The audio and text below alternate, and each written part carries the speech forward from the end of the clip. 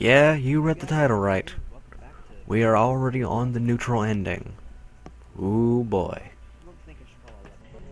Hey guys, Reckoning here, and welcome back to this project, Katawa Shoujo. I don't really think I should call it a Let's Play. No. Let's Read. It's this far into the project, it is now Let's Read. So welcome back to Let's Read Katawa Shoujo. In the last part, we experienced... well, we kind of saw how Lilly sees the world, which is just complete darkness, but that's not the point. We also, got to see her play with herself. And then, we had car trouble when we were having sex with her. Because it's always something, isn't it? But, let's begin this part. The loud clatter of books falling into the return slot abruptly breaks the grip of silence over the school library.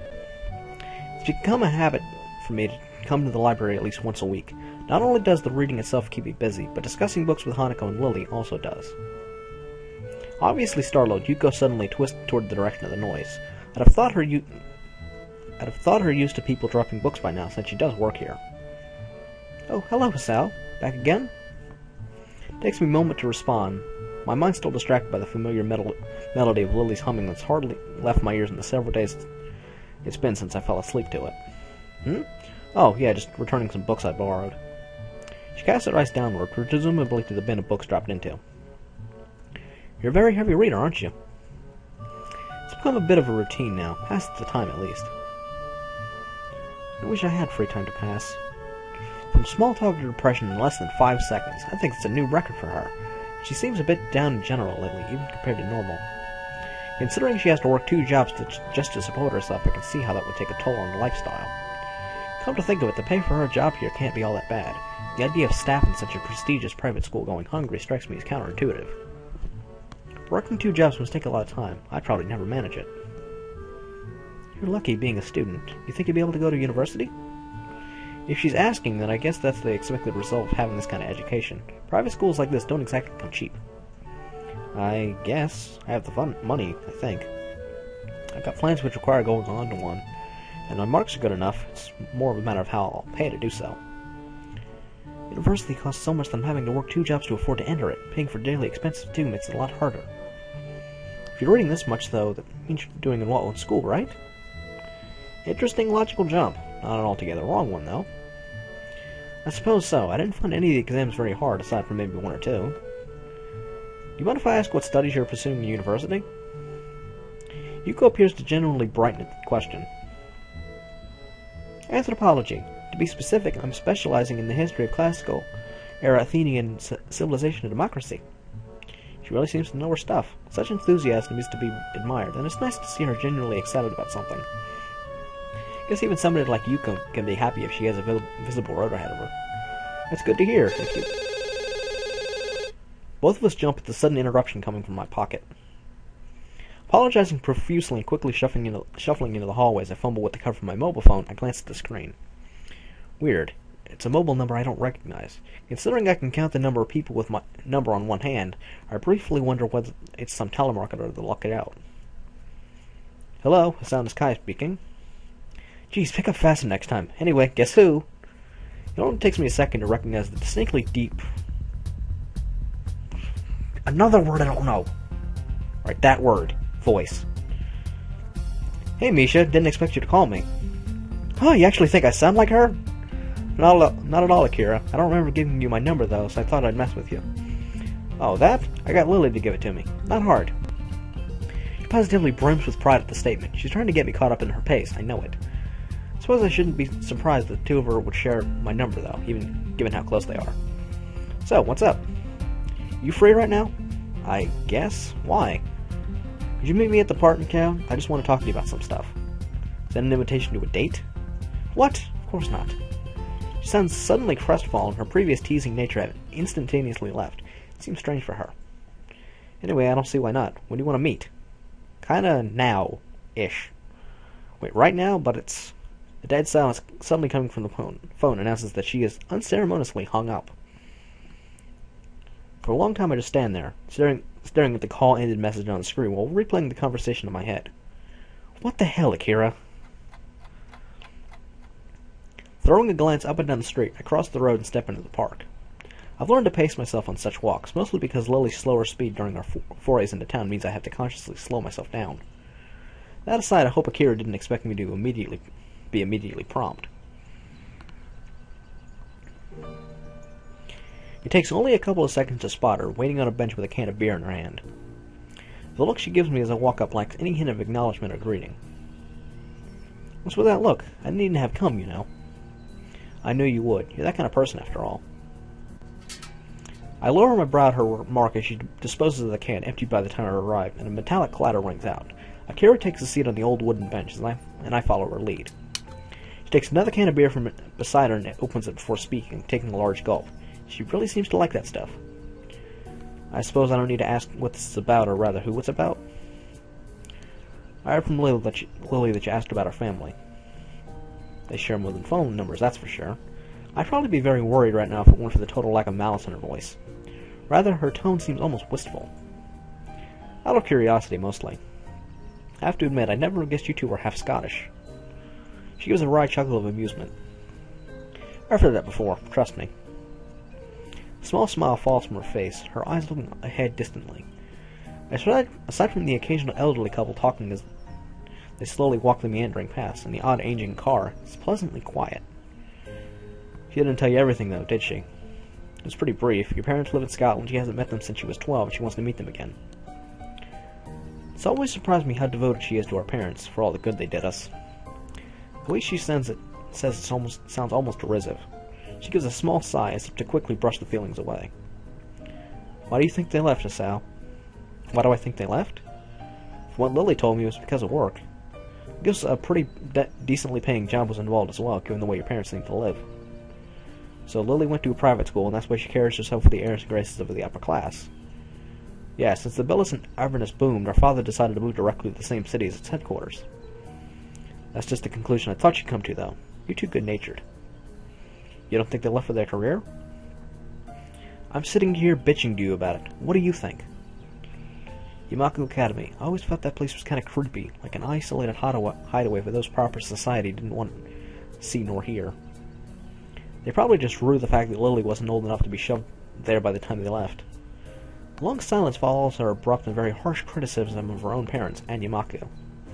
Lilly's blindness is hardly something that could be ignored from a high-class family attempting to keep up appearances, much less so when a lucrative offer's on the table. Eventually Akira gives a derisive snort, her feelings coming to a head. Moving to secure our financial future with his new job posting, even at the time, I hardly believed it. Not wanting to be simply an avenue for her venting, I gently try to steer the discussion. So you stayed in Japan with Lilly, then? Either I stayed with her, or she went to live with an ailing grandmother and grandfather. What about Shizune's family? If you're cousins, then... Our fathers hate each other. I'd been more happy to tell them to go screw themselves and live with them anyway, but Lilly wouldn't have wanted that.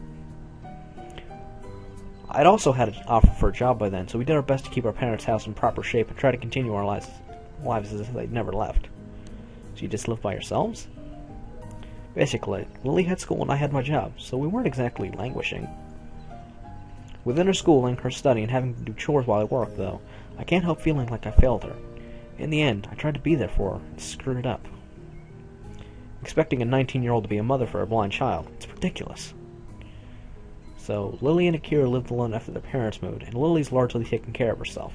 I guess that explains her apparent independence compared to many in Yamaku. I may have lived alone much of the time since my parents both work, but that's just something else entirely. Sorry for making you listen to my moaning, Hasao. I don't mind at all, but you mind if I ask why you're telling me all this? You always were curious. Context, I suppose. Life isn't a fairy tale, Hasao. Some people have to learn that the hard way. She takes a long drink from the can in her hand, her face becoming more depressed and distant. I broke up with my boyfriend a few days ago. After I leave, we're not going to be able to see each other again.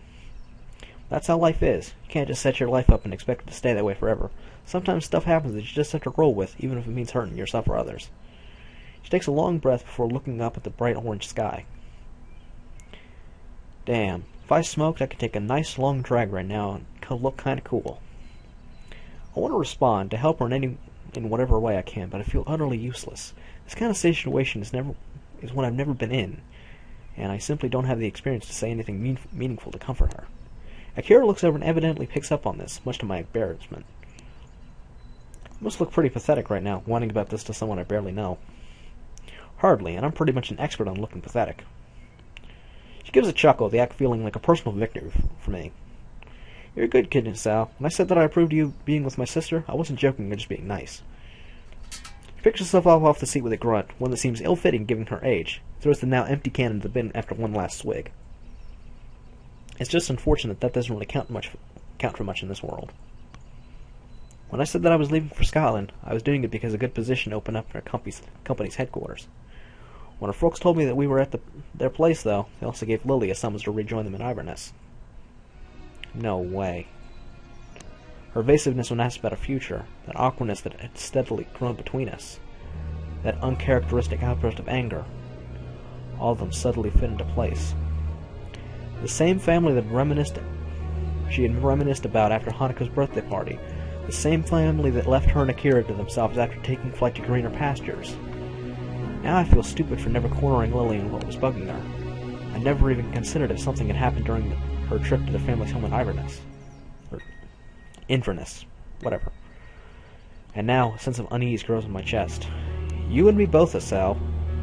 If her family had summoned her to join them in Scotland, all the way on the other side of the earth, has she accepted? Lilly hasn't told me whether she plans to accept it, and it seems she hasn't told you either. That's why I called you down here to talk, Sal. Context. I sit back, my feelings of worry and frustration no doubt written all over my face. Lilly's a strong person, Sal, but she's not infallible. It's my job to worry about her, being my older sister, but I think that you deserve to know. I understand. You okay? You sound depressed. No, I'm just thinking. That's good. Thinking is good. Being rash won't get you anywhere. She looks at her watch, barely moving her wrist. I gotta go. You be okay? I'll be fine, don't worry. I'll have to talk to Lilly about it and get everything sorted out. She gives a smile, but it doesn't feel all that genuine or sincere. Really, both of us are dancing around the fact that Lily's on the precipice of the biggest decision of her life and is trying to take the entire burden on herself. And part of that burden is a matter of our relationship. By the time I look up, Akira's already walking off with her hand held up. For the first time in a long while, I finally have an answer to something. Perhaps not even that, but at least now I have the right question to ask. Will you leave or stay?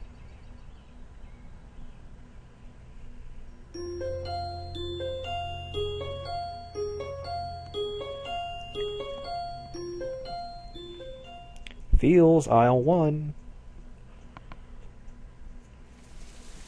Hurry, Lilly. I'm moving as fast as I can. I can barely make out Lily's voice over the deafening pounding of the rain. Even though I dislike pulling her around, the situation calls for it. I turn around, my free hand over my head in a futile attempt to keep at least my hair dry. My vision seems to be in grayscale. This really is rotten weather for summer, and the last kind of climate I'd want for a date. A pity. I'd even checked the weather forecast beforehand, one of the very few times I'd ever done so, only for it to say that Sunday afternoon would be fine. Looking to Lilly, her shoulders now completely drenched, with the right hand holding tightly to mine and the left gripping her retracted cane. This horrid downpour came just as we were between our destination, Yamaku, so we decided to try rusting the rest of the distance rather than doubling back. Entirely unused to running this fast, Lily's using all her concentration just to avoid tripping over. Hisao, do you know where we're going? Even she's reduced to shouting to try and be heard over the combined noise of the wind and rain. The rest of my voice is completely drowned out by an even heavier burst of rain. The what? The Shanghai. How far is it? Shouldn't be far now. Doesn't take long before I call out to her once again. Looks like we're safe, it's just up ahead. I quickly pull up to a stop just in front of the familiar exterior, the lantern outside still giving off its reliable glow, and wait for Lily to catch her breath before going in. Ladies first.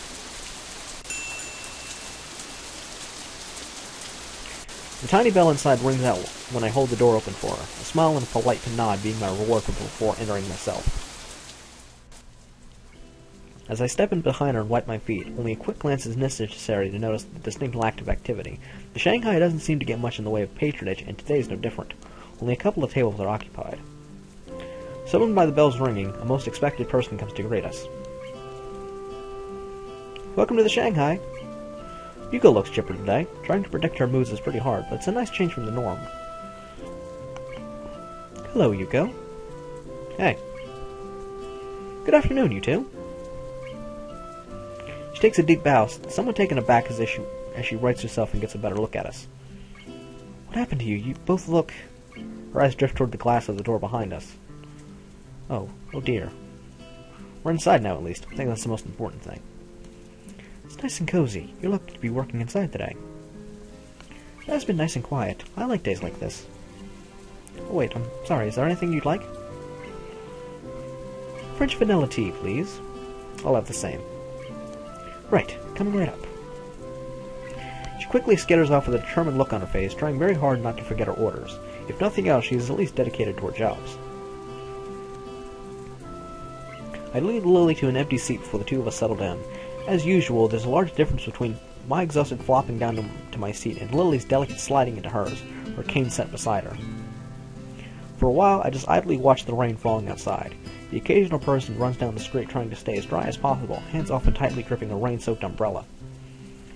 Lily sits just as quietly as I, her eyes closed as she intently listens to all that's happening. It's a comfortable, relaxing silence that exists between us, just the type that we'd so often shared together in the past months. For Lily, at least. I can't help replaying the words of her sister in my mind, at times contrasting them to both our time spent together since I entered Yumaku, and the way we've been since we started dating. No matter how much I try, I can't work Lily out. It's as if the harder I try to second-guess our emotions and our potential decision, the more difficult it becomes to reach a clear conclusion.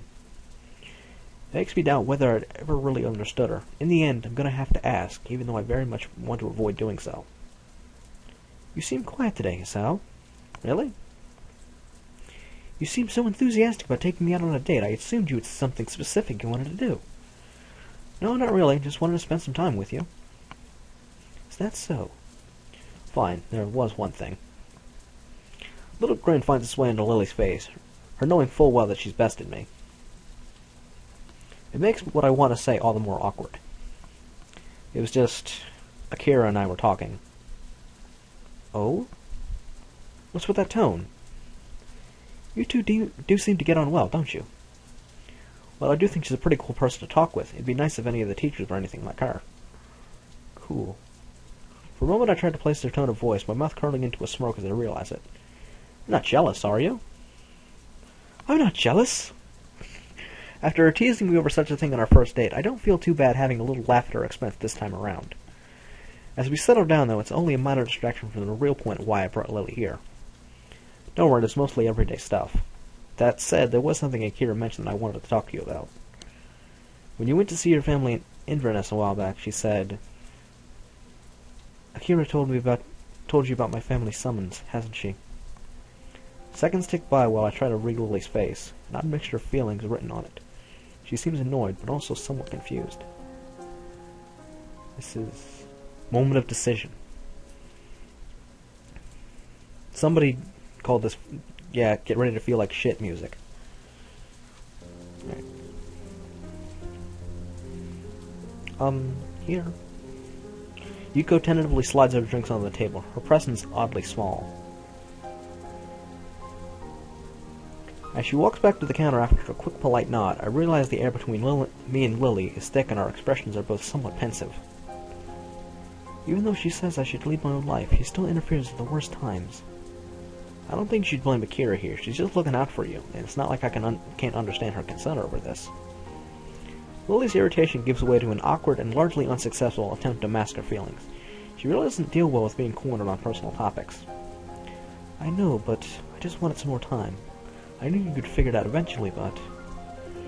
You were intentionally hiding this from me? For how long were you planning to do so? As I said, I simply wanted more time to think it through. Wanted to be sure of my decision before telling you. What'd you decide to do in the end? I know what I wanted to say, but an awful feeling refuses to leave my gut. My family does dearly want me to return to them, and Akira will be going as well. I could still teach as a career, whether it be here or there. So, you're going. How long have you known? I already know you were asked when you first went to Scotland about a month ago. Some time. Her frustration very nearly boils over. The fact that she's done this affects me even more than it should. For her to not only be leaving, but to have actively been hiding her own plans from me, and after seeing me for so long to be the one solid pillar of support and reliability I could depend on. It feels as if the foundation underneath me is suddenly shifting drastically, much faster than I can adapt to. Perhaps this isn't so much frustration as sheer unease. Lilly. I'm sorry, I just wanted to think this through completely. I wasn't trying to take advantage of you, please. I know, Lilly, I know. This is just really sudden. Guess this means once you go, we'll be breaking up? For one of the few times I've seen since I met her, she's genuinely lost for words. She doesn't look surprised, no doubt because the fact has dawned on her once she became sure of her decision, but rather she appears genuinely unsure of how to deal with the situation now that's in front of her. We could try pursuing a long-distance relationship. They're getting more and more common these days, after all. Even as she says it, the tone of her voice gives away that she doesn't truly believe what she's saying. Lily's far too old-fashioned to be able to cope with a relationship without any kind of physical presence. And even I am, to an extent. All we would ever be to each other would be a voice from the other side of the world. In the end, trying to rationalize everything is futile. Any attempts to try and connect what's happening with the future or past just seem to get more difficult the more I concentrate. Those quiet moments when we walk side by side, the precious time we spent with Hanako and Akira, the casual chatter we had during lunchtimes, the times we made love, the confessions of our feelings to each other. All pointless, all just a fleeting moment in our young lives. We're just two children pretending to be adults, aren't we? A long, long silence hangs in the air between us. The noise of the other patrons drinking and talking only makes the situation feel more strange and disconnected. Lily's face remains low, her dejected expression clouding it. I'm sorry, Hassel. A simple apology and no more. She's left entirely without any further response or comment. With a long sigh, I gather what's left of my thoughts and ask the final question I have for her. When will you be going? I'll be leaving with Akira, so it'll be a little less than a week. Beginning of summer holidays? Just a little afterward, yes. Her tone is unusually slow and steady, her apologetic and depressed mood all the more written to her face as she tries to hide it in her voice. In the end, I can't even keep my promise of going to Tanabata with her before she leaves. I look down, seeing my face reflected in my now lukewarm cup of neglected tea sitting in front of me. I really thought I'd left this kind of expression behind. For a while I just stared down at the still surface, trying to sort through my emotions to get at what course of action I should take, whether it be right now or in the future. But just as before, the effort is wasted. I glance up to see Lilly gently sipping her cool tea without complaint, her face drawn and shoulders slumped. She looks to be deep in thought, too, to a strangely cold atmosphere coming between us as we isolate ourselves to mull things over. Even as Lily's cup slowly empties, mine remains untouched. It's a long time before I notice the rain dying down outside and the few other patrons of the Shanghai having left.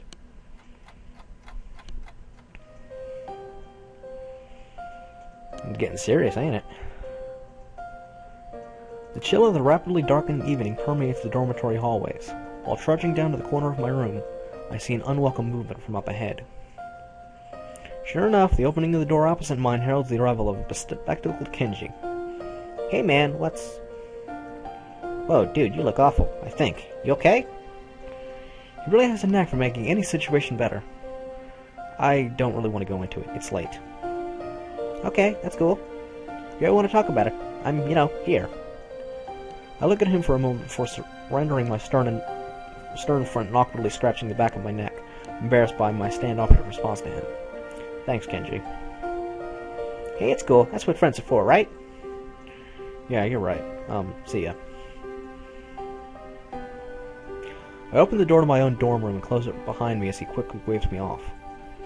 The solid thud the door makes against the doorframe sounds out a final call for the life I've led since coming to Yamaku. I just stand in my darkened room, fruitlessly attempting to work out what I should do from this point onward. Just what should I do?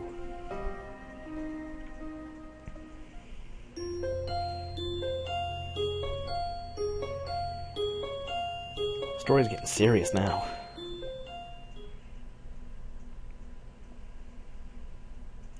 As class ends, I simply rest my head on my hand and stare out of the window to pass the time. It's been a few days since Lilly told me her plans. I haven't been to our ordinary lunchtime haunt since then. Not that there would be much point. Hanako's been busy with the newspaper club she has newly joined. They've even begun talking in class with Naomi every now and then. Even Lilly, aside from the fact that meeting between us would have been awkward in any case, has been run off her feet with class representative duties as the summer holidays approach. And now they're just about here. With the end of today's bell, the summer holidays will have begun. I suppose that all I'll end up doing will be visiting my parents for the duration and lazing about my old home, now that my previous plans are entirely askew. Meanwhile, Akira and Lilly will be en route to Scotland to live out the rest of their lives there. No matter how hard I try to rationalize the idea that once summer holidays begin, my life will return to the way it was, it simply refuses to happen. Everyone's moving on with their lives. Lily's rejoining her family, Akira's moving up in her father's business, Hanako's getting new friends and hobbies, and even Yuko's moving ahead with her university aspirations. Even I'm moving forward in the end. With marks I've gotten so far in Yumaku, much less after a rocky beginning, the path to getting into teaching science as a career seems straightforward. I suppose I should at least be happy about that much, but it doesn't really seem to help. Ichan! I quickly stopped my ruminating and turned to face the bubbly voice beside me, putting on the most upbeat expression I can muster. As expected, Shizune stands flanking her. I have a sneaking suspicion they want something from me. Hey Misha, Shizune, what's up? Well? Shi-chan and I were thinking, since we're just two poor little girls that need help with all the work we've been given just before the holidays begin. Sure, I can help. But Hi-chan, we really need... What? I think I broke Misha. Even Shizune raises an eyebrow at her accomplice's shuddering stop in her tracks. So you help us, Hi-chan? I just said I would, didn't I? It's hardly like I have anything better to do. Maybe helping them with the work will help take my mind off the situation. Misha seems genuinely ecstatic with my response, but Shizune's expression is clouded and difficult to read.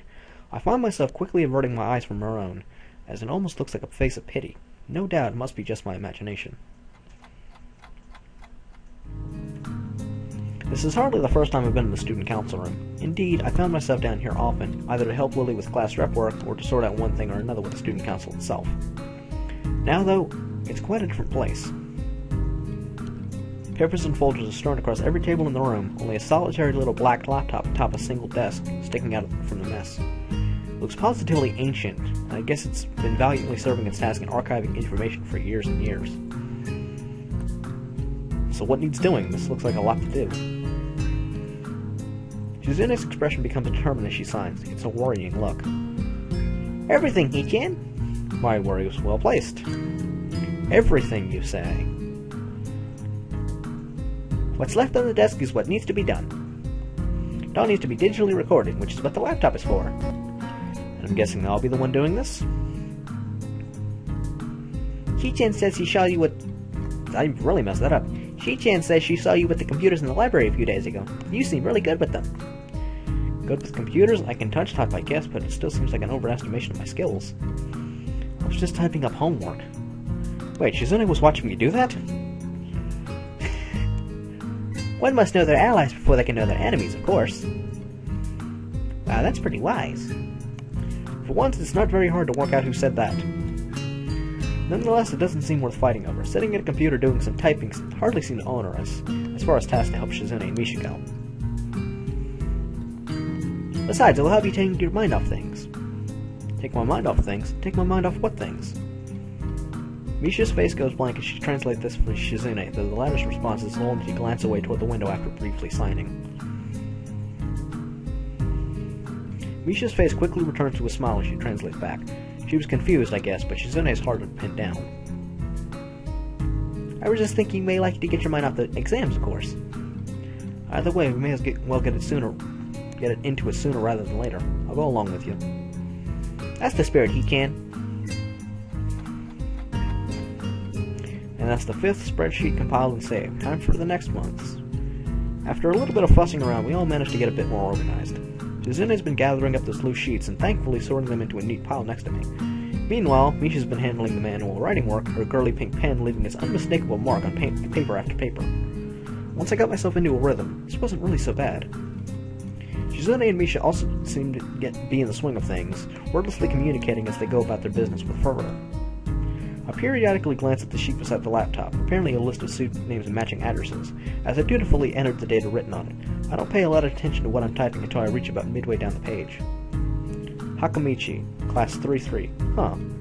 Her family home is in Saitama. My idle curiosity is ended abruptly as 3 light taps can be heard rapping on the door. Misha quickly skips over to check who it is, tapping Shizune's shoulder on the way past to let her companion know what's happening. Ah, you're here. Who is it? With a slight pause to enter Shizune's data into the file along with all the others, I'll look up to check who's at the door. Lilly? After giving a cursory nod to Misha in greeting, she perks her head up in the trademark manner. Is that Hisao?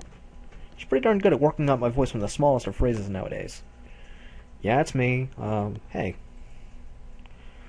The atmosphere feels slightly awkward as she bows. Neither of us knows quite how intimate we should be around each other, given that she's leaving in just a matter of hours. This is a fact that thankfully neither the oblivious Misha nor the hardworking Shizune pick up on. So you've got work to do as well? Unfortunately. I arrived as soon as I could, but my class held me up with a surprise farewell party, and I had to get changed.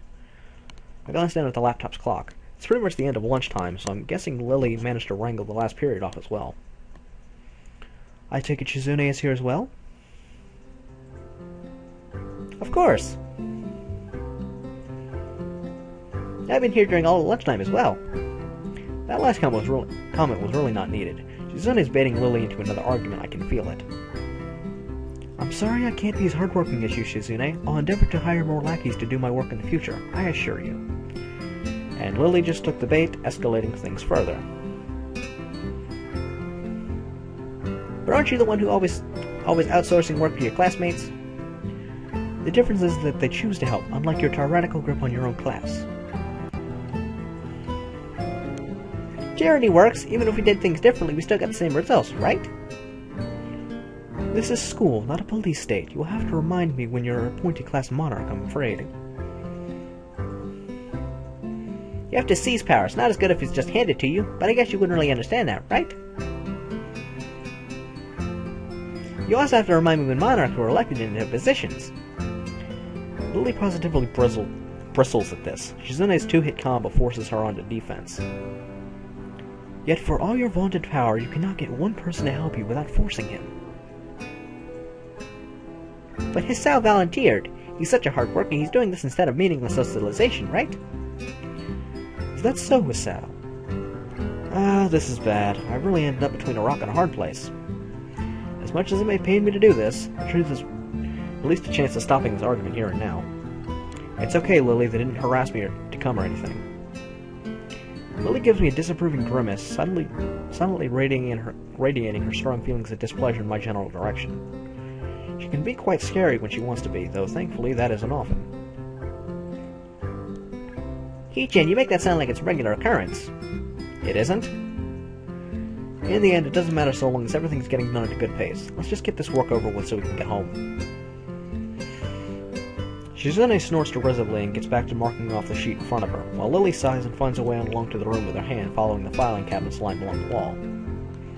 This would mark the only time I've managed to successfully defuse one of these situations, but the grudging ceasefire built around mutual fear and respect makes this feel more like the Cold War than any real peace. I can't take all the credit though. Lilly's leaving has surely affected Shizune to some extent, to make her give up so easily. Moments before getting back to my work, I noticed Lilly reaching up to grab something from above the filing cabinet. I almost offered to help, but her height gives her ample ability to take it down safely.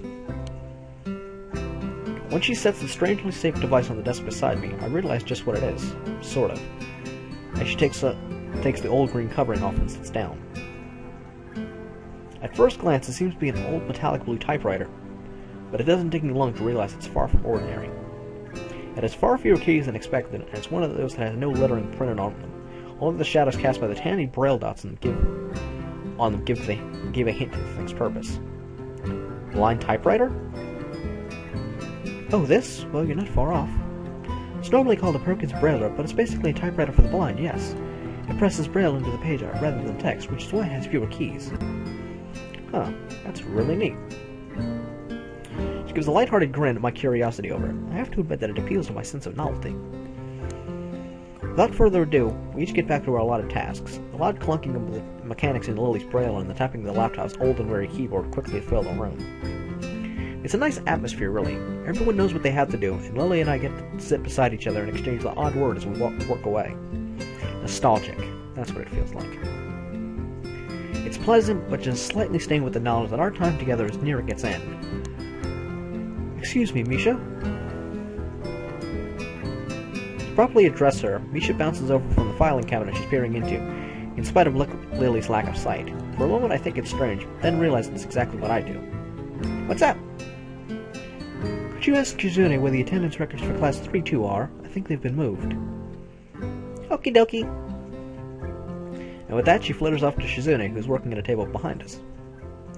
Lily's familiarity with the console room, and the efficiency of which she works, reminds me that she, Misha, and Shizune used to all work together in the student council.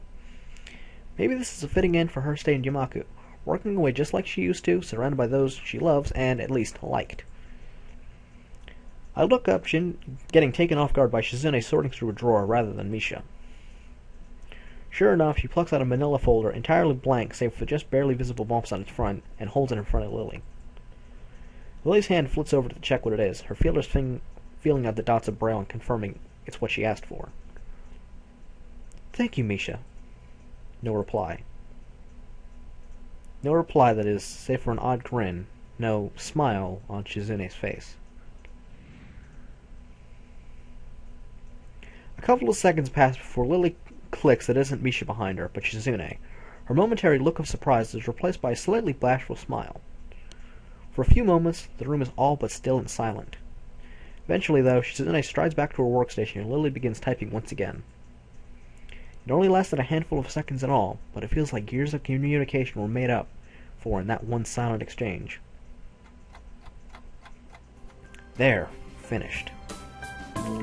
I lean my head back and rub my eyes to try and work away the weariness, staring at that small and rather poor screen, taking its toll. Excellent timing. The only thing left is to file these away, and I'll have my workload finished as well. Good, I can pack up the brailler and put it away while you do that. Thank you, Masao. Misha, are you and Shizune far from being done? Look around for the two as I replace the cover for the brailler, only to see them waiting at the door. I guess they must be waiting for us. With a minimum of wasted time, we file and pack up everything that remains and join. Thanks for waiting, you two. We couldn't just take off without you, Hee-chan. You've been a great help. Shizune nods approvingly, pleased with my efforts. I guess that's the last class representative work over and done with, then. That's right. I'll miss you, Lily. I think it was fun working with you. Thank you, Misha. It's been good working with you. And Shizune. Shizune thanks for a moment before formulating her response. It's not that she often communicates without thinking, quite the opposite. But this time it's more considered than usual. Misha looks a little surprised before passing on the message. Shizune says, "You better do your work over there better than you did it here." Far from taking offense, Lily giggles into her hand. If that's the case, then please tell Shizune to give those still here a little more understanding in the future. Competitive until the last, maybe Shizune and Lily aren't so different after all. Shi-chan says she'll be checking in to make sure you live up to your end of the promise. And that's how it will be. I'd better be off then. Goodbye, Shizune. Goodbye, Misha. Masao? Lily takes a hold of my arm in hers. There being no need for the cane if I'm here to guide her. With a nod of farewell to the two, we set off out the door and make our way to the school grounds. As I turn to wave goodbye to them, I notice Shizune's gaze lingering on Lily. They may annoy each other, but family bonds aren't easily broken. Got all your papers sorted then? Yes, they've all been filed out and fanned in. On top of things as always, aren't you? She gives an earnest smile at the compliment, but it feels as if her happiness is just a veneer over the fact that she's fully aware of how much she's leaving behind. It reminds me of how she was when I first met her. Always smiling, always that little bit aloof, always that little distance away from everybody. Even now, she still maintains that air around many others, especially those she is not close to. I had hoped that our time together would have changed that fact. Our pace slows, the two of us coming to a halt in the all but empty school gardens. Giselle, is something... Lily's words is cut short as I turn and wrap my arms around her, pulling her tight. I may not usually be given to such impulsive actions, but I just want to be close to her, even if it's the last time I'll be able to. All the other students have retreated to their dorms and homes, only the ruffling of leaves in the breeze making any sound whatsoever. As I draw back, I can see she has dropped her carefully maintained smile. Her hand hesitates, wanting neither to leave nor stay on my features. She's putting up a brave show, but her slight trembling gives her away. Lily may be able to control herself well, but even she can't hold her composure together now. This is the woman I've come to love, but also the one who, in all too short a time, will leave the country forever. I'm sorry, Giselle. It's okay, you got your own life to lead after all. We walk up the walkway in the girls' dormitory hand in hand, our emotions by now largely quelled. Nevertheless, our hands grip each other more tightly than before. Faint, muffled voices can be heard from Lily's room, the origins of which aren't difficult to guess. The moment she opens the door, Hanako bursts in and wraps her arms around Lily, taking her very obviously by surprise. Lily! Lily! Hanako? I'm going to miss you, Lily. As expected, she's on the verge of tears. Lily gently rubs Hanako's hair with her hand in response, then pulls back and gives a warm, reassuring smile. Looking beyond Hanako, Akira can be seen getting up from the side of Lily's bed and scratching her head. Her eyes turn from Lily and Hanako to me, a stilted, weak smile hanging on her face. I try to return a more genuinely happy look, but the result is probably just the same. So, everything set? Managed to hold back from killing Shizune? The comment draws an amused giggle from her sister. Yes, I have everything in order, and yes, I managed not to. Have you packed everything you need? Got the 2 bags right here. There's still some stuff left at Hakamichi's home. I can pick that up while we wait for tomorrow's evening's flight, though. Akira gives the 2 large black traveling bags on the floor a hearty pat. She probably came to help pack and make sure everything was in order on Lily's end before going together with her. Lily, will you be okay over there? I'll be alright, I assure you. I'll have Akira looking after me as well, and you know that she's reliable. But... Don't worry, Hanako. I have your phone number after all, so we can stay in touch. With Akira's help, I could send you things over the internet as well. Hey, don't use me just because you won't learn how to use a computer. Hanako and Lily both giggle briefly, the mood lightening ever so little. That goes for you too, though, Sal. I promise I'll contact you once I'm in Scotland. I know. I'll be looking forward to it. Her offer may be kind, but we both know that this is a tantamount to breaking up. Neither of us has any illusions as to how well we'd manage a long-distance relationship. With nary a word of prompting, the 4 of us begin the long, solemn walk to the school gate. The numerous lamps scattered around the Yamaku grounds fail to do much more than provide pinpoints of light in an otherwise dense darkness. A car parked on the road just outside the school grounds comes into view, its shining black exterior reflecting the dimly lamps of Yamaku. I call out to Akira in effort to alleviate a bit the heavy atmosphere. That your car? What kind is it? Don't know much about cars, do you? It's a Lancer Evo. Stolid and speedy. Well, it's not as if her comment on my knowledge is off the mark. I've never really taken an interest in them. She gives a small sigh. She's been good. Pity I have to part with it tomorrow, just like the summer house.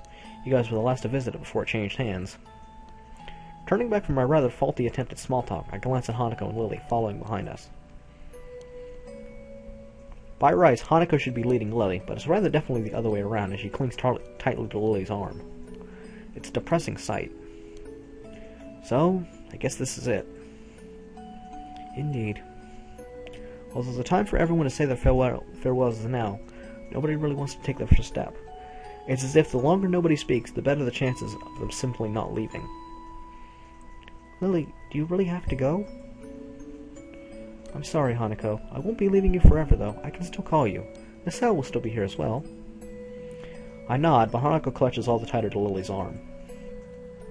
After spending so so long without anyone to call family. It must be excruciating to have to say goodbye to the one person that was close to a mother as I could have been in our life. Lilly lets out a long, sad breath. All Akira and I can really do is stand by quietly on the sidelines, since the only person that can solve this would be Lilly herself.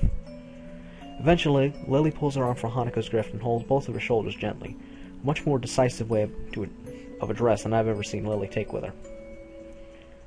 Hanako, remember when we first met? When you entered my room for the first time after overhearing my consoling of a friend, you didn't say a single word for the entire night. Even as I poured you tea and talked, you sat silently and simply listened to what I said. It took many quiet meetings like that before you even began to open up to me, but as you began to, I felt some of the happiest moments I've ever felt. I didn't become your friend because I pitied you, Hanako. I became your friend because I knew you were hiding not just from me, but from everyone. Your ambitions, personality, interests, tastes, I didn't know any of them, and neither did anybody else. As you showed yourself to me, though, I began to realize the person that you were. I became sure that our meeting was a very special moment. But Lilly cuts her words short as she brings her hand to Hanako's head and brushes her fringe to the side, gently pressing her lips to Hanako's forehead. As she pulls her head back, leaving Hanako all but speechless and her eyes moist, Lilly beams a wide smile. I believe you are a very beautiful person, Hanako. I am certain you will become a strong and confident woman. You are a very dear friend, and someone who I love very much, just like Hisao. I will never forget you for as long as I live. I may be leaving, but you have your own life here to lead. Just as I do, you have your own friends and hobbies, and your own hopes after graduation. I want you to devote yourself to them, even after I'm not around anymore. That is why I think you'll be okay, because you are your own self, with your own life. You yourself proved that to me. Hanako lowers her head in embarrassment, but nods as she does so. I understand. I know I have to say goodbye. I know you have to go your own way. But thank you, Lilly, for everything. Thank you, Hanako. Will you be okay? There are a few seconds of silence before the answer comes. I will. Lilly smiles, undoubtedly at least partly in relief. That makes me very happy then. Goodbye. Goodbye, Lilly. And farewell to you as well, Hisao. Goodbye. I'll miss you. She pauses for a moment before walking up to me. Her right hand, outstretched in front of her, takes hold of my shoulder. Her left hand slowly and daintily reaches toward my face, taking my cheek in her palm. For a while she simply holds my face, her fingers just slightly moving in to take in its contours. Usually her hand would be warm when doing such a thing, but the night air has given her skin a cool edge. I'm not sure how long we stay like this, her clouded eyes pointed just below my own as she wears a wistful, almost distant smile. Eventually, though, I take her cold hand in mine. It's difficult to do so, but with a slight sigh I gently remove her hand from my cheek. I hope you have a long and happy life, Lilly, no matter where you might go. Thank you. I'll make sure to. She takes a long, trembling breath before turning slightly toward Akira's direction. Akira. Okay. With a nod, she takes Lilly's hand and begins to guide her to the car parked outside the gates. They both walk slowly and deliberately, as if their movements had been rehearsed in advance. It's strange to feel like this now, watching somebody leave Yamaku. The feeling of unease I have now reminds me of the first time I walked through those black wrought iron gates.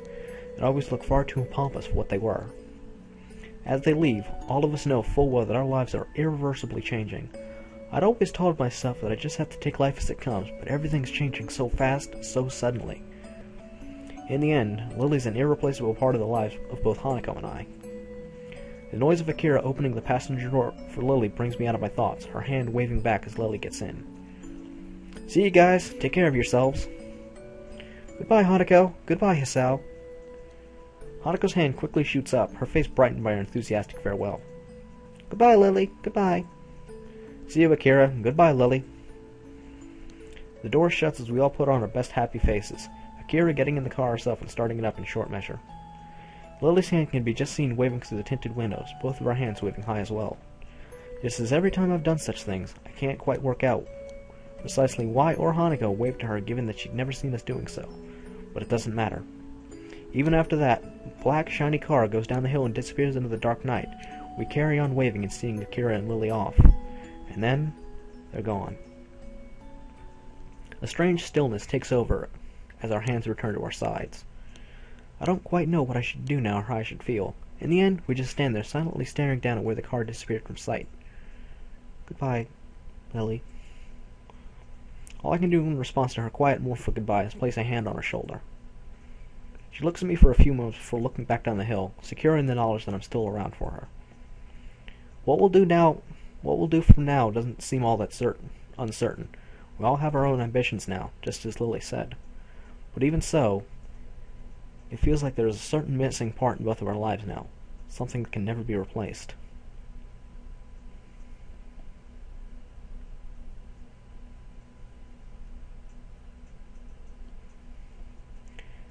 And that is the neutral ending for Lilly. She's gone.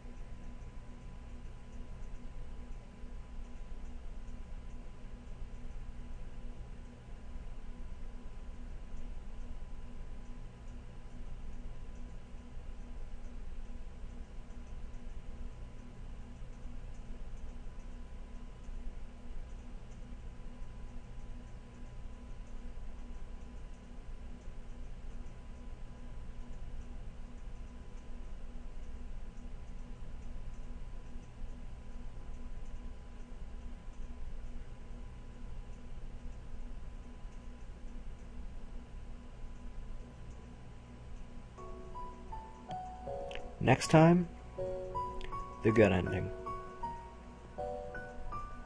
Stay classy, guys.